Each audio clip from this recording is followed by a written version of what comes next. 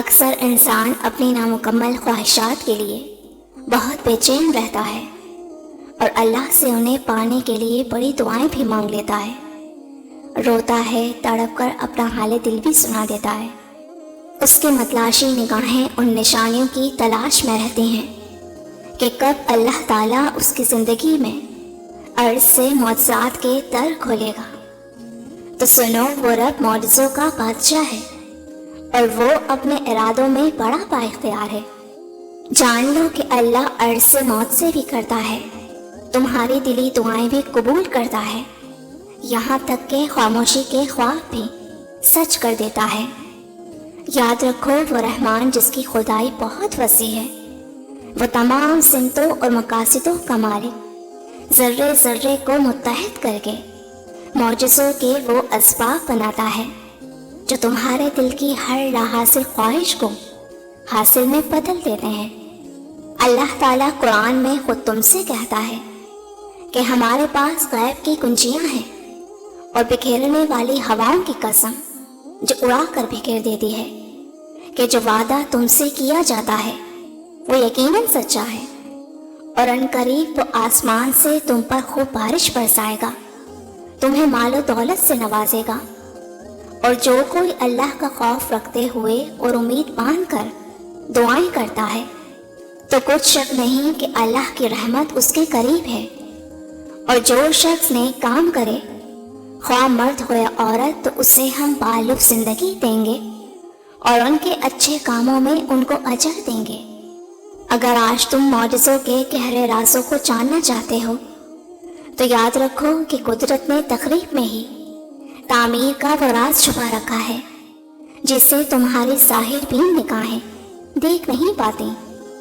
مگر وہ لوگ جو دیدہ بینا رکھتے ہیں وہ اپنے نور بصارت سے تاریکی میں چھپی ہر اس روشنی کو تلاش کر لیتے ہیں جو ان کی زندگی میں معجزاتی خوشیوں کا باعث بنتی ہے۔ اور جانتے ہو کہ وہ کون سی 3 خاص نشانیاں ہیں جو ظاہر کرتی ہیں کہ ان قریب اللہ کی طرف سے تمہارے لیے معجزات کے در کھلنے والے ہیں، جس میں سب سے پہلی اور اکثر نشانی تو یہ ہے کہ جب تم ایسا محسوس کرنے لگو کہ تم وسعت نظر، دل کی کشادگی، حوصلے کی فراغی اور سب سے بڑھ کر خالص خواہ طلبی کے ساتھ اپنا مال خرچ کرنے لگتے ہو، تو سمجھ لو کہ ابر کرم کا فیضان تمہیں ملنے ہی والا ہے۔ یاد رکھو، تمہارا رب کسی کا احسان نہیں رکھتا، بلکہ وہ فراخ دست اور دانا ہے۔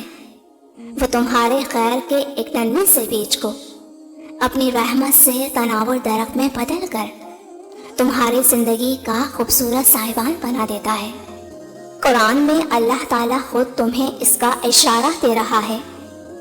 کہ جو لوگ اپنا مال اللہ کی راہ میں صرف کرتے ہیں ان کے خرچ کی مثال ایسی ہے کہ جیسے ایک دانہ بویا جائے اور اس سے 7 بالیں نکلیں اور ہر بال میں 100 دانے ہوں، اسی طرح اللہ جس کے عمل کو چاہتا ہے افزونی عطا فرما دیتا ہے۔ وہ فراخ دست بھی ہے اور علیم بھی۔ جان رکھو کہ تمہارا رب خود فیاض ہے اور وہ اپنی مخلوق پر ہر آن بخشش اور عطا کے ذریعے بہا رہا ہے۔ تو یہ کیسے ممکن ہے کہ تم کشادہ راہ اختیار کرو اور وہ تمہیں معجزات کی دید نہ کروائے؟ یاد رکھو، جب تم اللہ سے 2 طرفہ معاملات رکھو گے نا تو تم اپنی زندگی میں تمام مقاصد میں عرض سے مدد پالو گے، تمہارے تمام معاملات آسانی سے حل ہو جائیں گے اور ان مشکلات میں غیبی مدد بھی شامل ہوگی۔ تم اللہ سے آج ہی گیو اینڈ ٹیک کا بہترین اصول اپنا لو جو خود بار بار اللہ قرآن میں تم سے کہتا ہے، اور اللہ ضرور ان لوگوں کی مدد کرے گا جو اس کی مدد کریں گے، اور اللہ بڑا طاقتور اور زبردست ہے۔ اور جانتے ہو وہ کون سی دوسری اکثر نشانی ہے جو تمہارے لیے عرض سے معجزات کے در کھلوا دیتی ہے کہ جب تم اپنے ویژن کو اپڈیٹ کر کے خود پر یقین اور بھروسہ کرتے ہوئے اللہ کی بندگی اختیار کرنے لگتے ہو، چاہے تم پر کتنے ہی مسائل کے پہاڑ ٹوٹ پڑے یا اللہ کے انعامات کی کتنی ہی بارش ہو رہی ہو،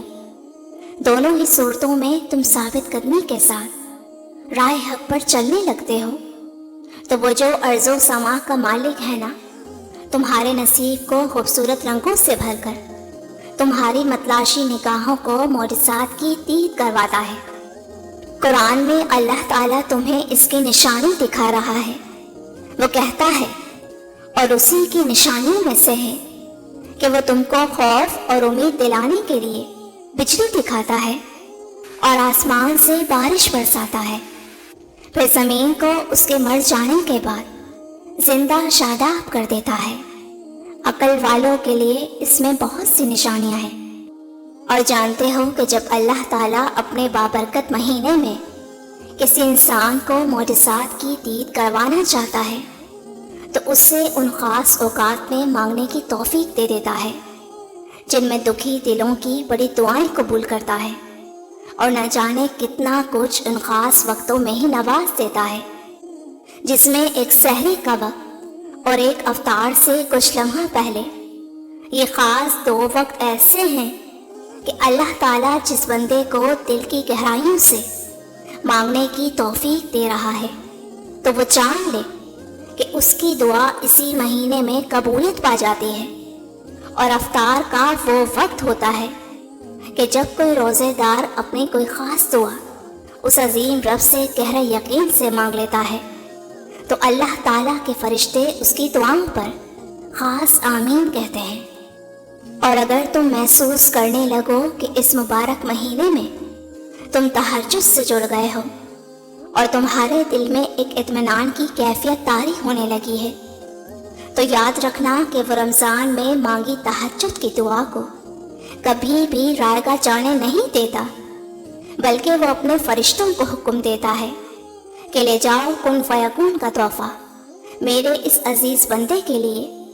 جو مجھ سے اس خاص مہینے میں یوں لو لگائے ہوئے ہے۔ اللہ رب العزت قرآن پاک میں فرماتا ہے کہ اے میرے بندے، قبولیت میری طرف سے ہے مگر دعا تمہاری طرف سے ہونی چاہیے۔ اللہ اسباب خود دے رہا ہے، اور جن راستوں سے ابھی تمہیں گزارا جا رہا ہے ممکن ہے اگلا کنارہ تمہیں موسم تک لے جائے۔ جانتے ہو جن دعاؤں کی ابتدا تہجد سے ہوتی ہے نا، ان کی تعبیر بڑی کمال کی ہوتی ہے۔ وہ جس کا نام ہی القادر ہے، وہ تمہارے ہر گمان کو حقیقت میں بدلنے پر قادر ہے۔ قرآن خود کہتا ہے، کافی ہے مجھے اللہ جس کے سوا کوئی عبادت کے لائق نہیں، میں اسی پر توکل کرتا ہوں، اور وہ رب ہے اس عرش عظیم کا۔ دیکھنا کچھ وقت کی بات ہے، تمہیں اپنی زندگی میں موت سے دیکھنے کو ملیں گے۔ اب وقت ہے اپنے صبر، یقین اور آنسوں کا اجر لینے کا۔ یہ کوئی عام بات نہیں بلکہ ایک خاص اشارہ ہے ان خوشیوں کی جانب جن سے اللہ عنقریب تمہیں نوازنے والا ہے۔ یاد رکھو، اگر تم اس مبارک مہینے کی جتنی زیادہ قدر اور اس کی اہمیت کو سمجھو گے نا، تو نہ صرف اس کے ایک ایک پل سے فائدہ اٹھاؤ گے بلکہ اپنے دل کی ہر مراد کو بآسانی پالو گے۔ جان لو کہ معجزات کی گھڑی اب زیادہ دور نہیں، انشاءاللہ۔ اللہ آپ کو شاد و آباد رکھے، آمین۔